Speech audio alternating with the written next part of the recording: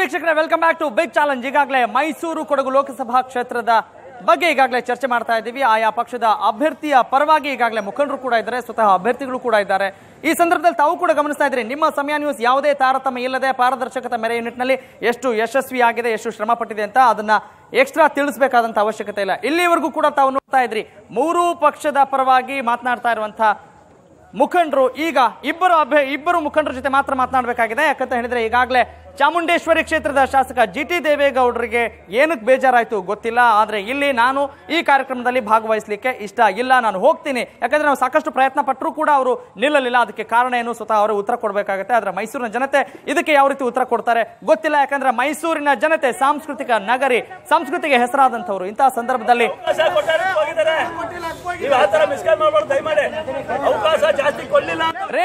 ಬರ್ಲಿ ಸರ್, ಆಯ್ತು. ಅವ್ರು ಒಂದ್ ನಿಮಿಷ ನೋಡಿ ಸರ್, ಒಂದ್ ನಿಮಿಷ ನೋಡಿ. ಈಗ ಯಾಕೆ ಹೋಗಿದ್ಯಾಕೆ ಸರ್, ಹೋಗಿದ್ದೆ ಕಳಿಸಿ ಸರ್, ಬನ್ನಿ. ಯಾವುದೇ ತಾರತಮ್ಯ ಇಲ್ಲದೆ ನಿಮ್ಮ ಸಮಯ ಸಾಕಷ್ಟು ಕಾರ್ಯಕ್ರಮಗಳನ್ನ ಕೊಡ್ತಾ ಇದೆ, ಅದು ನಿಮಗೂ ಕೂಡ ಗೊತ್ತಿದೆ. ಇಲ್ಲಿ ಯಾವ ತಾರತಮ್ಯ ಇಲ್ಲ, ಪಾರ್ಶಾಲಿಟಿ ಇಲ್ಲ ಅಂತ ಮತ್ತೊಂದ್ಸಲ ಹೇಳಕ್ ಇಷ್ಟಪಡ್ತೀನಿ. ಆದ್ರೆ GT ದೇವೇಗೌಡರು ನಮಗೆ ಕಾಲಾವಕಾಶವನ್ನ ಜಾಸ್ತಿ ಕೊಡ್ಲಿಲ್ಲ ಅನ್ನೋ ಕಾರಣಕ್ಕಾಗಿ ಅವರು ಹೇಳ್ತಾ ಇರುವಂತ ಉತ್ತರ. ಆದ್ರೆ ನೀವು ಕೂಡ ನೋಡ್ತಾ ಇದ್ರಿ, ಎಲ್ಲರಿಗೂ ಕೂಡ ಒಂದೇ ರೀತಿಯಾದಂತ ಪ್ರಶ್ನೆಗಳನ್ನ ಕೇಳ್ತಾ ಇದ್ದೀವಿ. ಕೆಲವೊಬ್ರು ಪ್ರಶ್ನೆಗಳಿಗೆ ಜಾಸ್ತಿ ಉತ್ತರಗಳನ್ನ ಕೊಡ್ತಾರೆ, ಕೆಲವೊಬ್ರು ಕಡಿಮೆ ಉತ್ತರವನ್ನ ಕೊಡ್ತಾರೆ. ಅದನ್ನು ಕೂಡ ನೀವೇ ಗಮನಿಸಬಹುದು. ಹೀಗಾಗಿ ಇಲ್ಲಿ ನೀವೇ ಅರ್ಥ ಮಾಡ್ಕೊಳ್ತೀರಿ ಅಂತ ಭಾವಿಸ್ತೀನಿ. ಈಗ ಇಲ್ಲಿ GT ದೇವೇಗೌಡರು ಇಲ್ಲ, ಉಳಿದಂತ ಇಬ್ಬರು ಕಾಂಗ್ರೆಸ್ ಹಾಗೇನೆ ಬಿಜೆಪಿ ಪರವಾಗಿರುವಂತಹ ಮುಖಂಡರ ಜೊತೆ ಮಾತ್ರ ನಾವಿಲ್ಲಿ ಮಾತನಾಡಲಿಕ್ಕೆ ಇಷ್ಟಪಡ್ತೀನಿ. ಅಂತ ಒಂದು ಅನಿವಾರ್ಯತೆ ಇಲ್ಲಿ ಸೃಷ್ಟಿಯಾಗಿದೆ. ಮೈಸೂರಿನ ಜನತೆ ಕೂಡ ಇದಕ್ಕೆ ಏನು ಉತ್ತರ ಕೊಡ್ತಾರೆ, ಹಾಗಾದ್ರೆ ಇಲ್ಲಿರುವಂತಹ ಸಮಸ್ಯೆಗಳೇನು, ಅವ್ರ ಜೊತೆ ಕೂಡ ಮಾತನಾಡೋಣ ಪ್ಲೀಸ್. ಮೊದಲನೇ ಪ್ರಶ್ನೆ ಪ್ರತಾಪ್ ಸಿಂಹ ಅವರು ಕೇಳ್ತೀನಿ. ಅವ್ರು ಬರಹಗಾರರು, ಎಲ್ಲಗಾರರು. ನಾವು ಜಾಸ್ತಿ ಕನ್ನಡಪ್ರಭ ಓದಲ್ಲ, ಯಾಕೆಂದರೆ ಪ್ರತಾಪ್ ಸಿಂಹ ಅವರು ಅಂತಲೇ ನಾವು ಕನ್ನಡಪ್ರಭ ತರಿಸಲ್ಲ. ಮೊದಲನೇದಾಗಿ ಕೊಚ್ಚು ಕಡಿ ಅವೆಲ್ಲ ಸಂಸ್ಕೃತಿ ನಾವು ಕಲ್ತ್ಬಿಟ್ಟು ನಮ್ಮ ಮಕ್ಕಳು ಕಲಿತಾರೆ ಅಂತೇಳಿ ನಾವು ಕನ್ನಡಪ್ರಭನ ಬ್ಯಾನ್ ಮಾಡಿಬಿಟ್ಟಿದ್ದೀವಿ. ಒಂದು. ಎರಡನೇದು, ಅವ್ರಿಗೆ ಮೈಸೂರಲ್ಲಿ ಯಾವ್ಯಾವ ರೋಡ್ ಅದೇ ಅಂತಲೇ ಗೊತ್ತಿಲ್ಲ. ಅವ್ರು ಮೈಸೂರಲ್ಲಿ ಕ್ಯಾಂಡಿಡೇಟ್ ಆದ ದಿನವೇ ಜನತಾದಳದ ಹಲವು ಪ್ರಮುಖ ನಾಯಕರುಗಳು ಇವನು ಇಲ್ಲಿ ಬಂದು ನಮ್ಮನ್ನ ತೊಡಗಾಲ್ ಮಾಡಿ ಎಲ್ಲ ರಿಪೋರ್ಟರ್ಸ್ನ ತಂದು ಎಲ್ಲ ಕಾನ್ಸ್ಟಿಟ್ಯೂನ್ಸಿಲಿ ಕ್ಯಾಂಡಿಡೇಟ್ ಮಾಡ್ಬಿಡ್ತಾನೆ, ಕಾರ್ಪೊರೇಟರ್ ಮಾಡ್ಬಿಡ್ತಾನೆ ಅಂತೇಳಿ ಎಲ್ಲರೂ ಅವ್ರಿಗೆ ಏನೇನು ಗುಂಡಿ ಎಲ್ಲ ತೊಡಿ ಮೇಲ್ಗಡೆ ಆನೆನ ಕೆಡ್ಡಕ್ಕೆ ಹಾಕ್ಬೇಕಾರೆ ಆ ಸೊಪ್ಪು ಗಿಪ್ಪು ಹಾಕ್ತಾರಲ್ಲ ಆ ಥರ ಹಾಕಿದ್ದಾರೆ. ಅವರು ಗೆಲ್ಲೋದು ಮೈಸೂರು ರಾಜಕಾರಣ ಭಾಳ ತಿಳಿಬೇಕು. ಅವರು ಪತ್ರಕರ್ತರು ಬರೆದ್ಬಿಟ್ಟು ಯಾರೋ 2 ರೂಪಾಯಿ ಕೊಟ್ಬಿಟ್ಟು ಪೇಪರ್ ಓದಂಗಲ್ಲ, ಆಯ್ತಾ? ಒಂದು.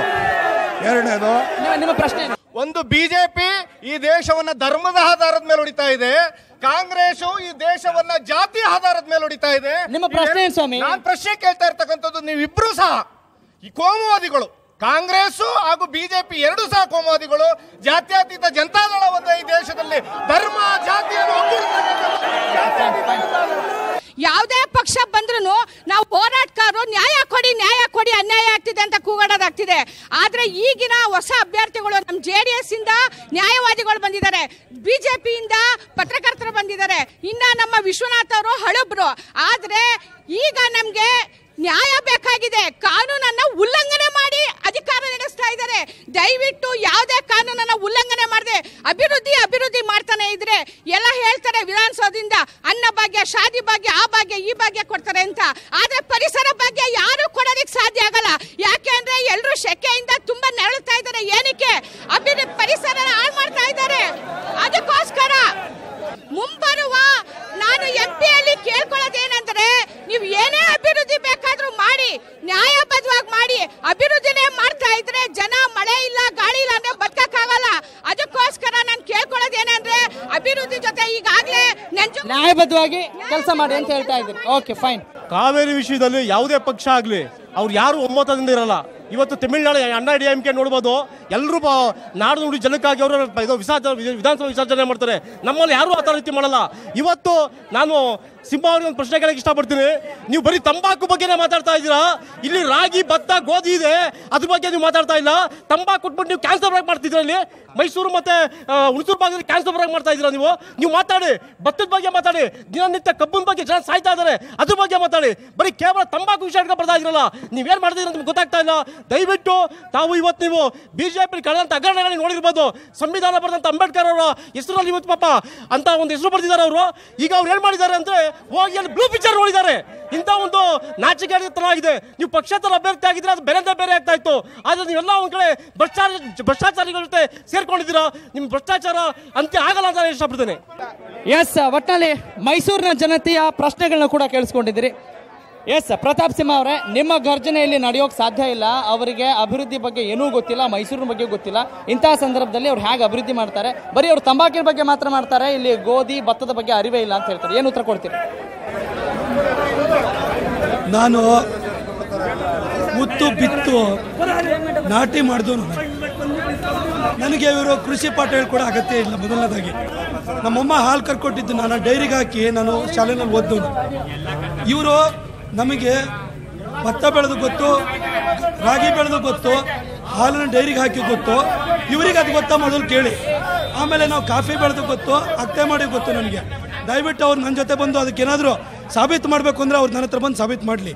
ಅವ್ರ ಸಹಕಾರ ಕೂಡ ನೀವು ಕೇಳ್ತಾ ಇದ್ದೀರಿ? ಅಲ್ಲ, ಅವರಿಗೆ ನನಗೆ ಸ್ವಲ್ಪ ನನಗೆ ಗೊತ್ತಾ, ನನ್ನಿಂದ ಅವ್ರು ಕಲಿಬೇಕಾ ಅವರಿಂದ ನಾನು ಕಲಿಬೇಕಾ? ಅದು ಗದ್ದೆಗೆ ಹೋಗ್ಬಿಟ್ಟು ಅವ್ರನ್ನ ಕರ್ಕೊಂಬನ್ನಿ, ನಾನು ಕಲ್ ತೋರಿಸ್ತೀನಿ. ಇನ್ನೊಂದು ವಿಚಾರ, ನಮ್ಮ JDS ಮಿತ್ರರು ಎಲ್ಲ ಅವರು ಪ್ರಶ್ನೆ ಕೇಳೋಕ್ ಬದಲು ಒಂದಷ್ಟು ಪಿತೂರಿಗಳನ್ನ ಬಿಚ್ಚಿಟ್ರು. ಅವರಿಗೆ ನಾನು ಹೇಳೋದಿಷ್ಟೇ, ಬಹಳ ಪಿತೂರಿಗಳ ಸುಳ್ಳು ಅವ್ರು ಕೇಳಿದ್ದು. ಅವರ ಪಿತೂರಿಗಳ ಸುಳ್ಳು ಅಥವಾ ನಿಜ ಅನ್ನೋ ನಾವು ವಿಷಯಕ್ಕೆ ಹೋಗಲ್ಲ. ಯಾಕೆಂದ್ರೆ ನನಗೆ ಕುಮಾರಸ್ವಾಮಿ ಅವ್ರ ಬಗ್ಗೆ, ದೇವೇಗೌಡರ ಬಗ್ಗೆ ನನಗೆ ಅಪಾರ ಗೌರವ ಬಿದ್ದೆ. ಕುಮಾರಸ್ವಾಮಿ ಅವರು ಮೊದಲು ಮುಖ್ಯಮಂತ್ರಿ ಆದಾಗ ನಾನು BJP ಮತ್ತು ಕುಮಾರಸ್ವಾಮಿ ಅವರು ಸೇರಿ ಸರ್ಕಾರ ಮಾಡಿದಾಗ ಬದಿಗಿಟ್ಟು ತತ್ವ ಬಂತು ಹೊಸ ನಾಯಕತ್ವ ಅಂತ ಲೇಖನ ಬರೆದಿದ್ದೆ. ಆದರೆ ಅವ್ರಿಗೆ ಒಂದು ಚುನಾವಣೆಯಲ್ಲಿ ಅಂತಿಮವಾದ ತೀರ್ಪು ಕೊಡೋನು ಮತದಾರ. ಮತದಾರ ಯಾವ ತೀರ್ಪುನ 1999ರಲ್ಲಿ ಹಾಸನದಲ್ಲಿ, ಹೊಳೆನರಸೀಪುರದಲ್ಲಿ, ಚನ್ನಪಟ್ಟಣದಲ್ಲಿ ಕೊಟ್ಟಿದ್ದ ಅನ್ನೋದು ಅವ್ರು ಫಸ್ಟ್ ನೆನಪಾಡ್ಕೊಳ್ಳೋದು ಒಳ್ಳೆಯದು. ನಾನೊಬ್ಬ ಭಾರತೀಯನ ಕೇಳ್ತಾ ಇದ್ದೀನಿ. ಭವ್ಯ ಭಾರತದ ಗಡಿಯಲ್ಲಿ ಅಸ್ಸಾಂ ಇರ್ಬೋದು, ಅರುಣಾಚಲ್ ಪ್ರದೇಶ ಇರ್ಬೋದು, ಜಮ್ಮು ಕಾಶ್ಮೀರ ಇರ್ಬೋದು, ಅದರಲ್ಲಿ ಎಷ್ಟು ಭೂಭಾಗ ನಮ್ಗೆ ಉಳ್ಕೊಂಡಿದೆ? ಇದನ್ನ ನಾನು ಕಾಂಗ್ರೆಸ್ ಅವ್ರ ಹತ್ರ ಕೇಳಕ್ಕೆ ಇಷ್ಟಪಡ್ತೀನಿ. ದಯವಿಟ್ಟು ನನಗೆ ಇದಕ್ಕೆ ಉತ್ತರ ಕೊಡಿ. ಕಳೆದ ಸರ್ಕಾರ APL ಕಾರ್ಡರ್ಗೆ 10 kg ಅಕ್ಕಿ ಕೊಡ್ತಾ ಇತ್ತು. ಅದನ್ನ ಈ ಸರ್ಕಾರ ಬಂದ ಮೇಲೆ ಅದನ್ನ ನಿಲ್ಲಿಸಿದ್ರು. ಮತ್ತೆ ಕಳೆದ ಸರ್ಕಾರದಲ್ಲಿ ಎಲ್ಲಾ ಸಮುದಾಯದವರೆಗೂ ಸೈಕಲ್ಲು ಮತ್ತೆ ಭಾಗ್ಯಲಕ್ಷ್ಮಿ ಯೋಜನೆ ಕೊಡ್ತಾ ಇದ್ರು. ಆದ್ರೆ ಈ ಸರ್ಕಾರ ಬಂದಾಗ ಒಂದೇ ಸಮುದಾಯಕ್ಕೋಸ್ಕರ ಒಂದು ಯೋಜನೆ ರೂಪಿಸಿದ್ರು. ಇವ್ರು ಜಾತಿ ಭೇದ ಮಾಡ್ತಾ ಇದ್ದಾರೆ. ಕಳೆದ ಸರ್ಕಾರ ಜಾತಿ ಭೇದ ಮಾಡಿದ್ರು. ಇವರು ಜಾತಿ ಸಮುದಾಯದ ಮುಂದೆ ಇವ್ರು ತಂದಿಕ್ಕಿ ಬೇರೆ ಪಾರ್ಟಿಗೋಸ್ಕರ ಅವರು ಕೋಮುವಾದಿಗಳು, ಜಾತಿವಾದಿಗಳು ಅಂತ ಹೇಳ್ತಾ ಇದ್ದಾರೆ. ಸ್ಕೂಲ್ ಮಕ್ಕಳ ಜಾತಿವಾದ ಮಾಡ್ತಾ ಇದ್ದಾರೆ. ಒಂದು ಯೋಜನೆಗಳು, ಒಂದು ಮಹಿಳೆಯರಿಗೆ ಯೋಜನೆ ರೂಪಿಸಬೇಕಾದ್ರೂ ಜಾತಿ ಭೇದ ಮಾಡ್ತಾ ಇದ್ದಾರೆ. ಇವರು ಕಾಂಗ್ರೆಸ್ನವರು ಜಾತಿ ಭೇದ ಮಾಡ್ತಾವ್ರೆ. ಸರ್ MK ಸೋಮಶೇಖರ್ ಅವರು ಮತ್ತೆ GT ದೇವೇಗೌಡರು ಇಬ್ರು ಹೇಳಿದ್ರು ರೈಲ್ ತಂದಿದ್ ನಾವು ಅಂತ. ಇಬ್ರು ಸಾಕಷ್ಟು ರೈಲನ್ನ ಬಿಟ್ಟಿದ್ದಾರೆ. ಅದನ್ನ ನಾವು ನೋಡಿದೀವಿ. ನಾವು ಇವತ್ತು ಬಂದಿರೋದು 1 kg ಅಕ್ಕಿ, 1 ರೂಪಾಯಿಗೆ 1 kg ಅಕ್ಕಿ ಕೊಡ್ತೀನಿ ಅಂತ ಹೇಳ್ತಾ ಇದ್ದಾರೆ ಸೋಮಶೇಖರ್ ಅವರು. ಇದು ಸೊಸೈಟಿ ಚುನಾವಣೆ ಅಲ್ಲ, ಇದು ಬಲಿಷ್ಠವಾದ ರಾಷ್ಟ್ರವನ್ನ ಕಟ್ತಕ್ಕಂತ ಅತ್ಯಂತ ಅಮೂಲ್ಯವಾದ ಚುನಾವಣೆ ಇದು. ಈ ಚುನಾವಣೆಯಲ್ಲಿ ಯುವ ಶಕ್ತಿನೇ ಬೇಕಾಗಿದೆ, ಪ್ರತಾಪ್ ಸಿಂಹ ಅವರೇ ಬೇಕಾಗಿದೆ. ಆತನಿಗೆ ದೂರದೃಷ್ಟಿ ಇದೆ. ಆದ್ರೆ ಒಂದು ಮಾತು ಮಾತ್ರ ಅವಾಗಲೇ ಯಾರೋ ಹೇಳಿದ್ರು, ಏನಂದ್ರು ಅಂದ್ರೆ ಜರ್ನಲಿಸಮ್ ಇಂದ ಅಂದ್ರೆ ಪತ್ರಿಕೆಯಿಂದ ನೇರವಾಗಿ ರಾಜಕೀಯಕ್ಕೆ ಬಂದಿದ್ದೀರಾ ನೀವು, ನಿಮ್ಗೆ ಈಜಕ್ಕಾಗತ್ತಾ ಅಂತ. ಅದೇ ರೀತಿ ನಾನು ಹೇಳ್ತೀನಿ, ವಿಮಾನ ಓಡಿಸ್ಕೊಂಡಿದ್ದಂತ ರಾಜೀವ್ ಗಾಂಧಿಗೆ ಏಕದಮ್ ಪ್ರಧಾನಮಂತ್ರಿ ಪೋಸ್ಟ್ ಕೊಟ್ರಲ್ಲ, ಇದು ನ್ಯಾಯನ ಅಂತ ನಾನು ಕೇಳ್ತಾ ಇದ್ದೀನಿ ಸರ್. NDA ಸರ್ಕಾರ 6 ವರ್ಷ ದೇಶವನ್ನು ಆಳಿದಾಗ 10 ಕೋಟಿ ಯುವಕರಿಗೆ ಉದ್ಯೋಗವನ್ನ ಕೊಟ್ಟಿದ್ರು. ಅದೇ 10 ವರ್ಷ UPA ಸರ್ಕಾರ ಆಳಿದಾಗ ಬರೀ 5 ಕೋಟಿ ಯುವಕರಿಗೆ ಕೆಲಸ ಕೊಟ್ಟಿದ್ದಾರೆ. ಇವತ್ತು ಇಂಜಿನಿಯರು, ಮೆಡಿಕಲ್ ಎಲ್ಲ ಮಾಡಿ ಇವತ್ತು ಕೆಲಸ ಸಿಗ್ತಾ ಇಲ್ಲ. ಅದಕ್ಕೆ ಕಾರಣ ಇವತ್ತು ಎಲ್ಲ ಯುವಕರು ಇವತ್ತು ಯಾತಕ್ಕೆ ಎದ್ದೇಳಿದ್ದಾರೆ ಅಂದರೆ ನರೇಂದ್ರ ಮೋದಿ ಬೇಕು ಅನ್ನೋ ಉದ್ದೇಶ. ಎರಡನೇದು, ಗ್ಯಾಸ್ ಸಿಲಿಂಡ್ರು ಸಬ್ಸಿಡಿನ ಕಿತ್ತಾಕಿದ್ರು. 1 ಸಿಲಿಂಡರ್ಗೆ 252 ರೂಪಾಯಿ ಏರಿಸಿದ್ರು. ಅದೇ ಚುನಾವಣೆ ಬಂದಾಗ ನಾಟಕ ಆಡಿ ಸಾವಿರಾರು ಕೋಟಿ ದುಡ್ಡುಗಳನ್ನು ಹೊಡೆದು ಈಗ ಸಬ್ಸಿಡಿ ಕಿತ್ತಾಕಿದ್ದಾರೆ. ಈಗ ಮೊನ್ನೆ ಯಾತಕ್ಕೆ ಮಾಡಿದ್ರು ಅದನ್ನ, ಮುಂಚೆ ಯಾತಕ್ಕೆ ಮಾಡಲಿಲ್ಲ ಅದನ್ನ ಕೇಳಿಸಿ ಅವ್ರಿಗೆ. ಈಗ ಹೇಳ್ತಾ ಇದ್ದಾರೆ, ನೀವು ಜಾತಿ ಭೇದವನ್ನ ಮಾಡ್ತಾ ಇದ್ದೀರಿ, ಸುಮ್ಮನೆ ಬೇರೆಯವ್ರ ಮೇಲೆ ಆರೋಪ ಮಾಡ್ತಾ ಇದ್ದೀರಿ, ನ್ಯಾಯಬದ್ಧವಾದಂತ ಆಡಳಿತವನ್ನ ನೀವು ಮಾಡ್ತಾ ಇಲ್ಲ ಅನ್ನೋ ಆರೋಪವನ್ನು ಎದುರಿಸ್ತಾ ಇದ್ದೀರಿ. ಯಾವ ಯೋಜನೆಗಳನ್ನ ರಾಜ್ಯ ಸರ್ಕಾರ ಮಾಡಿದೆ ಎಲ್ಲರೂ ಕೂಡ ಮಾಡಿದೆ. ಇದನ್ನ ಅಕ್ಕಿ ಕೊಡ್ತಕ್ಕಂಥದ್ದು ಯಾವುದೋ ಒಂದು ಜಾತಿ ಬಡವ್ರಿಗಲ್ಲ, ಇಡೀ ಎಲ್ಲ ಸಮಾಜದ ಬಡವರಿಗೂ ಕೂಡ ಅಕ್ಕಿ ಕೊಡ್ತಕ್ಕಂಥ ಕೆಲಸಗಳನ್ನ ಮಾಡ್ತಾ ಇದ್ದಾರೆ. ಒಂದು ಇಡೀ ದೇಶದಲ್ಲಿ 82 ಯಾವ ಸೋನಿಯಾ ಗಾಂಧಿ ಅವರು ಆಹಾರ ಭದ್ರತಾ ಕಾಯ್ದೆಯನ್ನು ತಂದಿದ್ದಾರೆ. ಇಡೀ ದೇಶದ 82 ಕೋಟಿ ಜನಗಳಿಗೆ ಯಾರು ಹಸಿವಿನಿಂದ ಮಲಗಬಾರ್ದು, ಹಸಿವಿನಿಂದ ಬಳಲಬಾರ್ದು, ಎಲ್ಲರೂ ಕೂಡ ಹೊಟ್ಟೆ ತುಂಬ ಊಟ ಮಾಡಬೇಕು. ಇವರು ಕಾಂಗ್ರೆಸ್ ಮುಕ್ತ ಭಾರತ ಅಂತ ಹೇಳ್ತಾರೆ. ಆದರೆ ನಮ್ಮ ಧ್ಯೇಯ ಹಸಿವು ಮುಕ್ತ ಭಾರತ. ಯಾವ ಈ ದೇಶದಲ್ಲಿ ಬಡವರು ಹೆಚ್ಚಾಗಿದ್ದಾರೆ, ಆ ಬಡವರು ಎರಡೊತ್ತು ಊಟ ಮಾಡಬೇಕು, ಎರಡೊತ್ತು ಊಟ ಮಾಡಿ ಮಲಗಬೇಕು. ಆ ಕಾಯ್ದೆನ ಜಾರಿಗೆ ತಂದಿದ್ದಾರೆ. 1947ನೇ ಇಸ್ವಿನಲ್ಲಿ 33 ಕೋಟಿ ಇದ್ದಂಥ ಜನ ಇದ್ದಂಥ ನಾವು ಇವತ್ತು 126 ಕೋಟಿ ಜನ ಇದ್ದೀವಿ. ಅವತ್ತು ಅಷ್ಟು ಜನಕ್ಕೆ ಆಹಾರ ಇರಲಿಲ್ಲ. ಅಮೆರಿಕದಿಂದ ತರಿಸ್ಕೊಳ್ತಾ ಇದ್ದವು ಗೋಧಿ ಜೋಳನೆಲ್ಲ.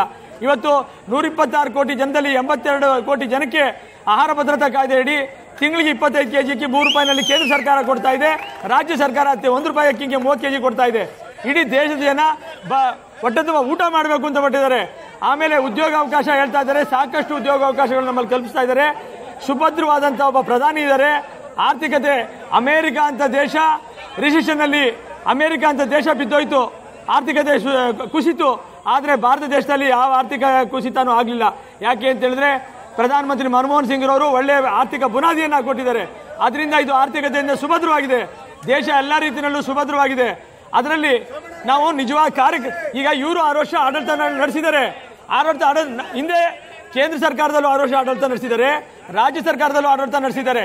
ಆದರೆ ಕಾರ್ಯಕ್ರಮದ ಮೇಲೆ ಹೋಗ್ಬೇಕೇ ಹೊರತು ಒಂದು ಮತೀಯ ಭಾವನೆಯನ್ನು ಕೆರಳಿಸಿ ಬೇರೆ ಬೇರೆ ಭಾವನೆಗಳನ್ನ ಕೆರಳಿಸಿ ಮತ ತೆಗೆದುಕೊಳ್ಳೋದು ಬಹಳ ಸುಲಭ. ಆದ್ರೆ ಕಾರ್ಯಕ್ರಮದ ಮೇಲೆ ಓಟ್ಗಳು ತೆಗೆದುಕೊಳ್ಳೋದು ಬಹಳ ಕಷ್ಟವಾದಂತ ಕೆಲಸ. ಕಾರ್ಯಕ್ರಮಗಳನ್ನ ಕೊಟ್ಟು ನಾವು ಓಟ್ಗಳು ಕೇಳ್ತಾ ಇದೀವಿ. ಯಾವುದೇ ಮತೀಯ ಭಾವನೆ, ಕ್ಷಣಿಕವಾದಂತ ಉದ್ರೇಕಗೊಳಿಸ್ತಕ್ಕಂಥ ಕೆರಳಿಸ್ತಕ್ಕಂಥ ಮಾತುಗಳನ್ನ ಆಡಿ ನಾವು ಯಾವ ಓಟ್ಗಳನ್ನು ತೆಗೆದುಕೊಳ್ತಾ ಇಲ್ಲ. ಕಾರ್ಯಕ್ರಮ ಮಾಡಿದೀವಿ, ಓಟ್ ಕೇಳ್ತಾ ಇದೀವಿ, ಜನ ನಮ್ಮ ಪರವಾಗಿದ್ದಾರೆ. Okay fine. NTR ಅವರು 1 kg ಅಕ್ಕಿ ಕೊಡ್ತಾ ಇದ್ರು, ರೂಪಾಯಿಗೆ ಅಕ್ಕಿ ಅಂತ ಇದ್ರು. ಇವ್ರ ಸರ್ಕಾರ ಬಂದಾಗ ಯಡಿಯೂರಪ್ಪನವ್ರು ಏನ್ ಮಾಡಿದ್ರು? ಏನು ಮಾಡಲಿಲ್ಲ. ಮತ್ತೆ ವಿಧಾನಸೌಧದಲ್ಲಿ ನೀಲಿ ಚಿತ್ರ ನೋಡ್ತಾ ಇದ್ರು. ಅಬಲೆ ಹೆಣ್ಮಕ್ಳಿಗೆ ಆಶ್ವಾಸನೆ ಕೊಟ್ಬಿಟ್ಟು ದಿನಕ್ಕೊಬ್ಬರನ್ನ ಉಪಯೋಗಿಸ್ಕೊತಾ ಇದ್ರು ರಾಮದಾಸು. ಇವ್ರು ಈ ಮುಖ ಓದ್ಕೊಂಡು ಹೆಂಗ್ರಿ ಓಟ್ ಕೇಳ್ತೀರಾ? ಪ್ರತಾಪ ಸಿಂಹ ಅವರು ಭ್ರಷ್ಟಾಚಾರದಲ್ಲಿ ಅವರು ಭಾಗಿಯಾಗವ್ರೆ. ಯಾಕೆ ಅಂದ್ರೆ ಪ್ರತಾಪ ಸಿಂಹ ಅವರು ಅವರ ಹೆಂಡತಿ ಹೆಸರಲ್ಲಿ ಅವರ ತಂಗಿ ಅನ್ಬಿಟ್ಟು ಬೆಂಗಳೂರಲ್ಲಿ ಒಂದು ಸೈಟ್ ಅಲಾಟ್ ಮಾಡಿಸ್ಕೊಂಡವ್ರೆ. ಪ್ರತಾಪ ಸಿಂಹ ಅವರು ಬೆಂಗಳೂರಲ್ಲಿ ಅವ್ರ ಶ್ರೀಮತಿ ಹೆಸರಲ್ಲಿ ನನ್ನ ತಂಗಿ ಅನ್ಬಿಟ್ಟು ಒಂದು ಸೈಟ್ ನ ಅಲಾಟ್ ಮಾಡಿಸ್ಕೊಂಡವ್ರೆ. ಇದ್ರ ಬಗ್ಗೆ ಪ್ರತಾಪ ಸಿಂಹ ಅವರು ಸರಿಯಾದ ರೀತಿಯಲ್ಲಿ ಮೈಸೂರು ಜನರಿಗೆ ಉತ್ತರ ಕೊಡಬೇಕು.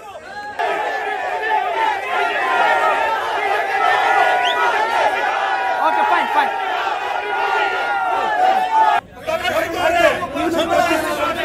ಓಕೆ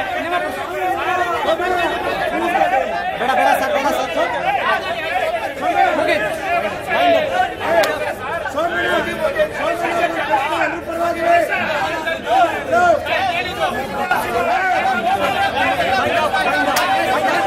ಎಸ್ ವೀಕ್ಷಕ, ಇವತ್ತಿನ ಬಿಗ್ ಚಾಲೆಂಜ್ ನ ಗಮನಿಸಿದ್ರಿ. ಮೈಸೂರಿನ ಜನತೆ ಸುಸಂಸ್ಕೃತರು, ಸಾಂಸ್ಕೃತಿಕ ಜನತೆ ಅಂತ ನಾವು ಅಂದ್ಕೊಂಡಿದ್ವಿ. ಆದ್ರೆ ಯಾವ ಕಾರಣಕ್ಕೂ ಕೂಡ ಇಲ್ಲಿ ಸಹಕಾರ ಕೊಡ್ತಾ ಇಲ್ಲ, ಯಾವ ಪ್ರಶ್ನೆಗಳಿಗೂ ಕೂಡ ಸರಿಯಾದಂತ ಉತ್ತರ ಸಿಗ್ತಾ ಇಲ್ಲ. ಇದು ಇವತ್ತಿನ ಬಿಗ್ ಚಾಲೆಂಜ್. ಮತ್ತೊಂದು ಬಿಗ್ ಚಾಲೆಂಜ್ ಒಂದಿಗೆ ನಾನು ನಿಮ್ಮ ಮುಂದೆ ಹಾಜರಾಗ್ತೀನಿ. ರಾಘವ ಸೂರ್ಯ, ನಮಸ್ಕಾರ.